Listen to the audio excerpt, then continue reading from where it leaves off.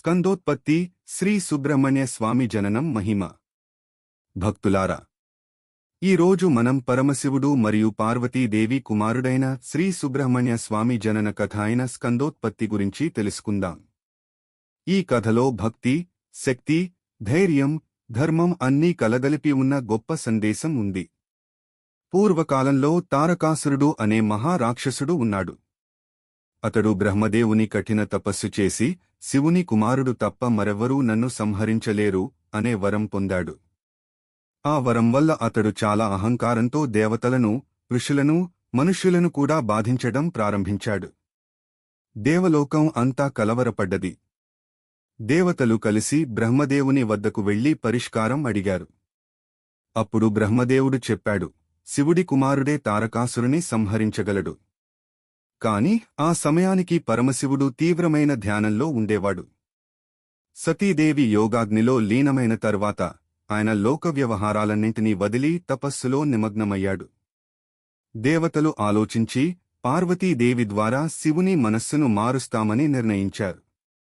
పార్వతీదేవి హిమవంతుడు మరియు మేనకాదేవి కుమార్తెగా జన్మించి చిన్నప్పటినుంచే శివుడిని భర్తగా పొందాలని సంకల్పించింది.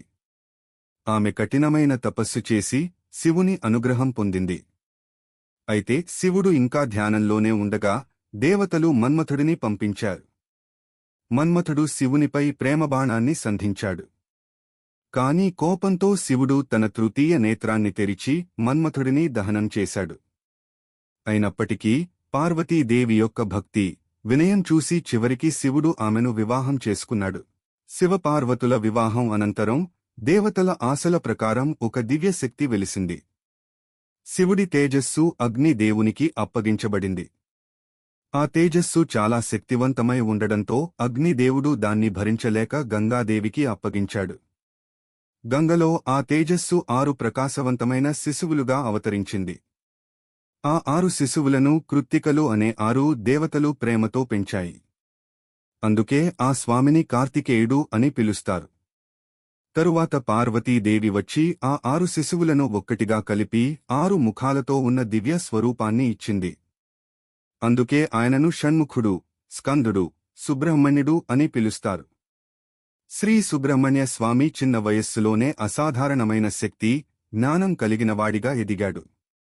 దేవతలందరూ ఆయనను తమ సేనాధిపతిగా నియమించారు. ఆయనకు దేవసేనాధిపతి అనే బిరుదు వచ్చింది. తర్వాత తారకాసురుడితో ఘోర యుద్ధం జరిగింది. సుబ్రహ్మణ్య స్వామి తన దివ్య ఆయుధమైన శక్తితో తారకాసురుడిని సంహరించాడు. ఆ సమయంలో దేవలోకం అంతా ఆనందంతో నిండిపోయింది. దేవతలు మళ్లీ శాంతిని పొందారు. ఈ కథ మనకు ఎన్నో విలువైన సందేశాలు ఇస్తుంది. ధర్మం ఎప్పుడూ గెలుస్తుంది. భక్తి మరియు తపస్సు ద్వారా అసాధ్యమైనది సాధ్యమవుతుంది. అహంకారం ఎంత పెద్దదైనా దానికి అంతం తప్పదు. శ్రీ సుబ్రహ్మణ్య స్వామి ధైర్యానికి, జ్ఞానానికి, శక్తికి ప్రతీక.